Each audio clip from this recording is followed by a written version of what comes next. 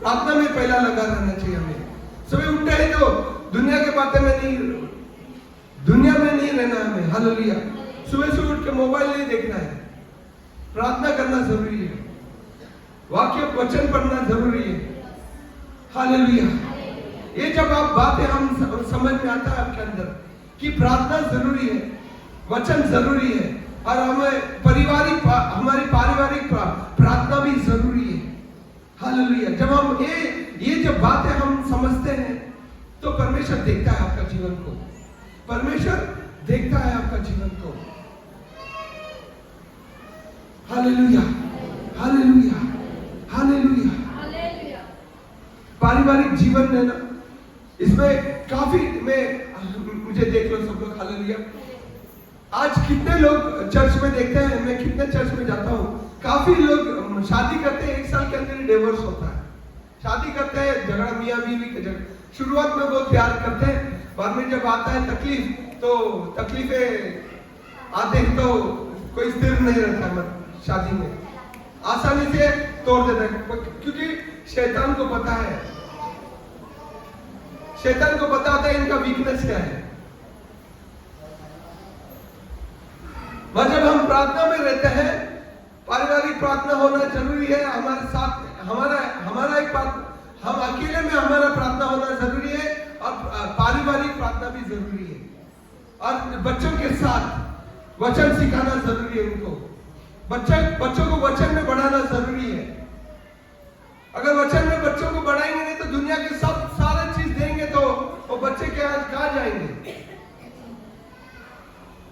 आज कितने बच्चे लोग हैं, आज हम देखते हैं घरों में जाते हैं हम काउंसलिंग के लिए, लोग बच्चे और किधर, माँ बाप और किधर, वो अपने घर में बैठे रहते, बच्चे यहाँ पर अय्याशी कर रहे हैं,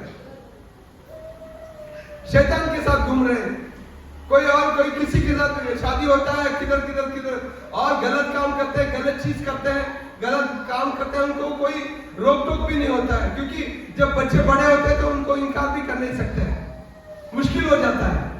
अगर छोटे से ही छड़ी लेके बिठाएंगे नहीं, अगर छड़ी नहीं दिखाएंगे, सिखाएंगे नहीं, बड़ा होकर वही वापिस आएगा।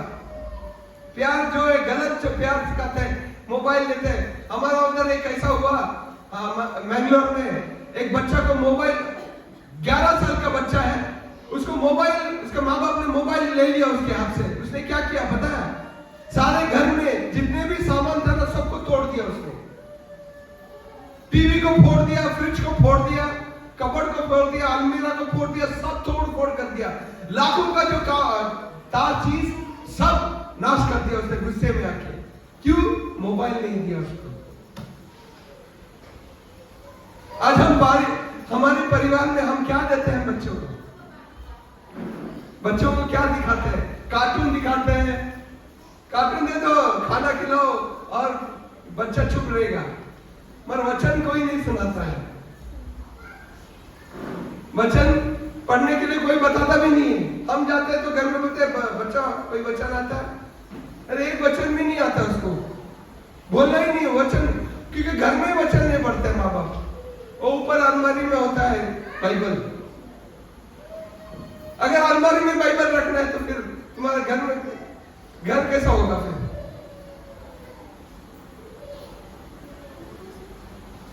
हालेलुया। मैं एक घर में गया था, वो लोग नए थे, वो लोग मतलब नए आए थे परमेश्वर में, उनके घर में 2 बच्चे थे। तो जब मैं गया था उनके घर में, नया था वो बाहर गांव में, कतर में, तो उनके घर में मैंने पहला अपना बच्चों का बाइबल होता है, वो जाके मैंने उसके घर वाली को दे दिया, ये ले तू अपने बच्चों को सिखा, तू अपने बच्चों को ये सिखा, उसको खाना खाने से उसको पहला बच्चा जब स्कूल से आता है नाक धोकर खाना पहला नहीं, वचन दे उसको मैंने ये सिखाया उस घर वालों को। और जैसे आते थे बच्चे ना धो के, भूखे होते हैं, मगर भूख इसकी भूख नहीं, पहला बच्चों को भूख है तो सारे KFC और सब पिज्जा सब देते हैं, खाने के लिए क्या क्या चीजें रेडी करके रखते हैं, मगर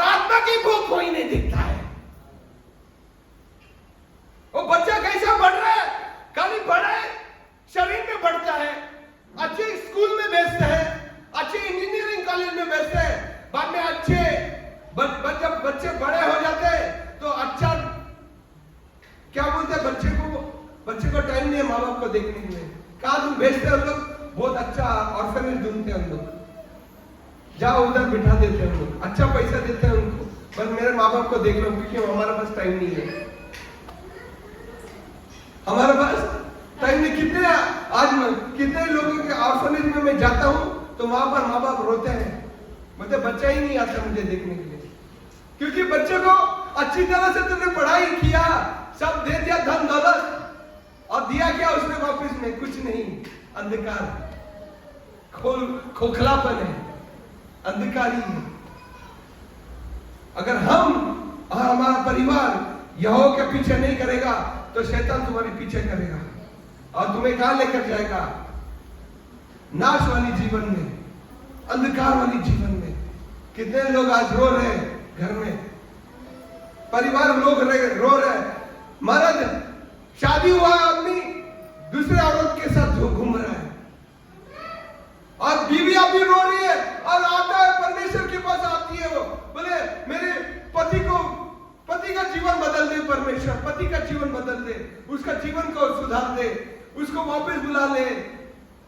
पर जब शादी हुई, जब शादी था, परमेश्वर दूर, पति बहुत प्यार का है, पति के साथ घूमते हैं, फिरते हैं, बच्चे के साथ घूमते हैं, अय्याशी होती है। पर शैतान को वही चाहिए था, क्योंकि उसको तोड़ना है तुम्हारी शादी को। और शादी परमेश्वर को होता है। जब एक मियां बीवी एक होता है तो वहां पर परमेश्वर होता है।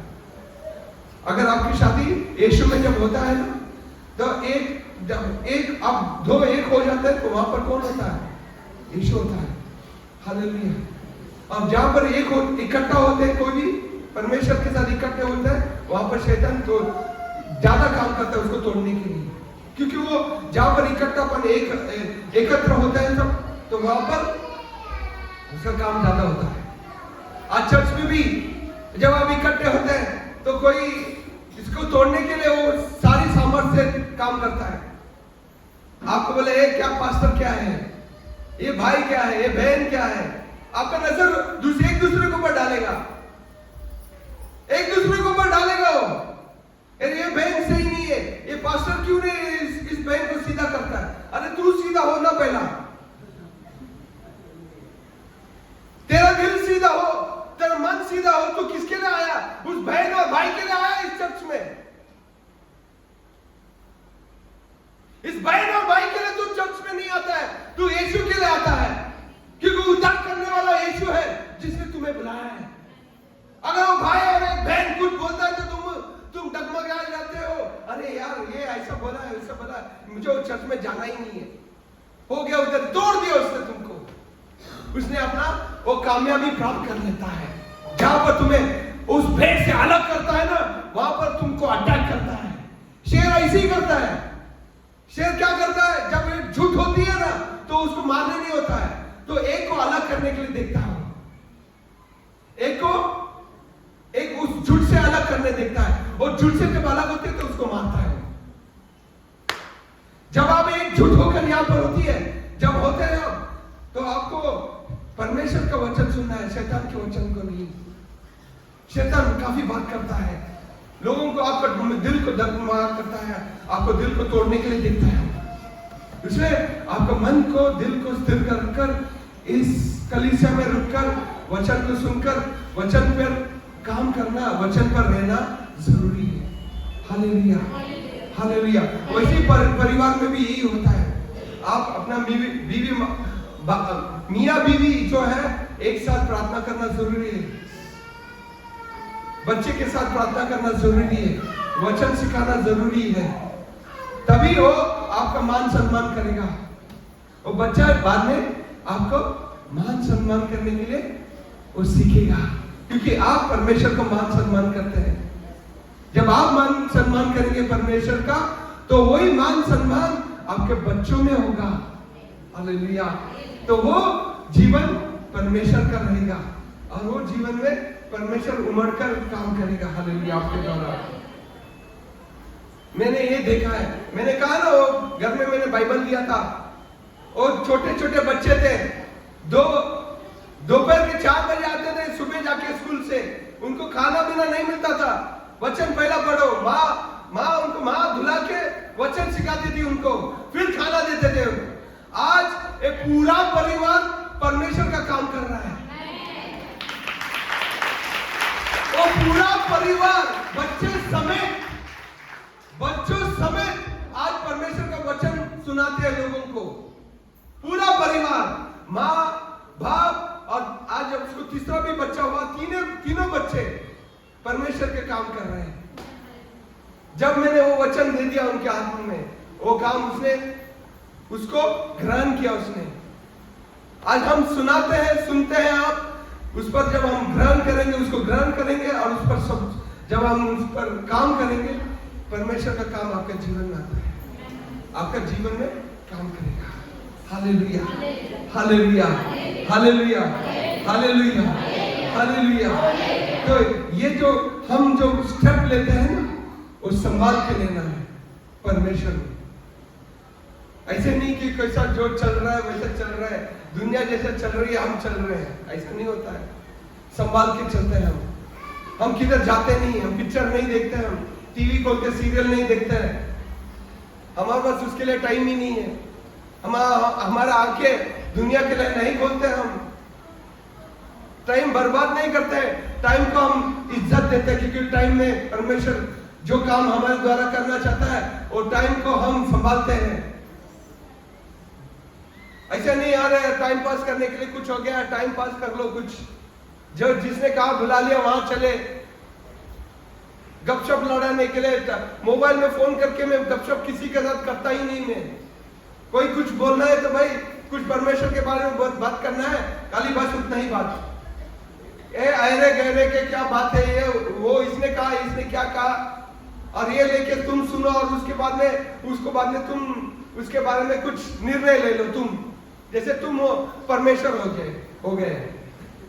अरे उसके भी उसके साथ चले तो उसके लिए प्रार्थना कर। तू 10 लोगों को जाके बोल रहेगा अरे भी तो उसके साथ गया तो तुम बहुत अच्छा काम किया तुमने। जब एक काम तुम करोगे ना, 10 लोगों को जाके बोलते ये तेरा बीवी उसके साथ गया, बाद में तेरे घर में ऐसी होगा। जो दूसरे के बारे में जो गलत चीज जो भी है, अच्छा भी होगा, गलत अच्छा होगा तो अच्छा बात करो, किसी को गिराने के लिए कभी नहीं काम करो। किसी को उठा सकते हो ना तो उठाओ, गिराने के लिए कभी सोचना भी नहीं। अगर वो पास्टर भी गिर रहा होगा तो भी तुम उसके लिए प्रार्थना करो अपने पैरों में आकर। अगर पास्टर में कोई गलत नजर आ रही है तो तुम अपने घुटने में जाओ। तुम ऐसे नहीं कि 10 लोगों को जाके बता दिए ये पास्टर ऐसा है, ये आदमी ऐसा है, ये आदमी औरत ऐसा है। ऐसा नहीं, जो ऐसा करोगे तुम्हारा कुछ भला ही नहीं हो सकता है और शैतान तुम्हारे अंदर काम करेगा फिर। क्योंकि जैसे तुमने दूसरे को जज किया है ना, वही जजमेंट आपको मिलेगा। ये समझना जरूरी है। जैसा जजमेंट आप दूसरे को करते हो वो जजमेंट आपके पास आएगा जरूर, और तोल मोल के आएगा एकदम।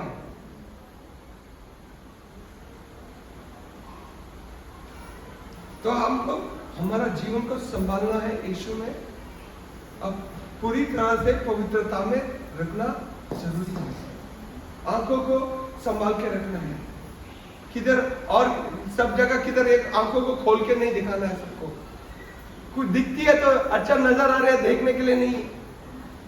ये पवित्र है आंख, ये कान जो है पवित्र है, क्योंकि कहाँ हुआ परमेश्वर?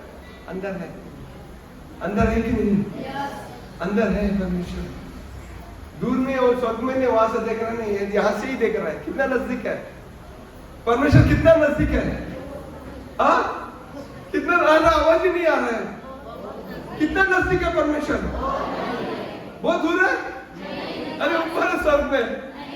कहां पर है परमेश्वर? दिल में है ना? ओ मतलब पास में है, करीब में है। हम लोग संभाल के, जब कोई भी बाजू वाला बोलता है एकदम आहिस्ते से बात करते हैं, उसको सुनना नहीं चाहिए। कुछ बोलना है तो उसके बारे में एकदम संभाल के बोलते हैं। वो देखो आए थे, वो ऐसा है। अरे वो जो तुम बोल रहे हो वो भी सुन रहा है अंदर। झूठ बोल रहे हो तो वो भी सुन रहा है, उसके बारे में कुछ बुराई बोल रहे हो वो भी सुन रहा है। तुम्हें वो नहीं समझ में आ रहा है कि वो सुन रहा है। देखो कैसा अंधकार में वो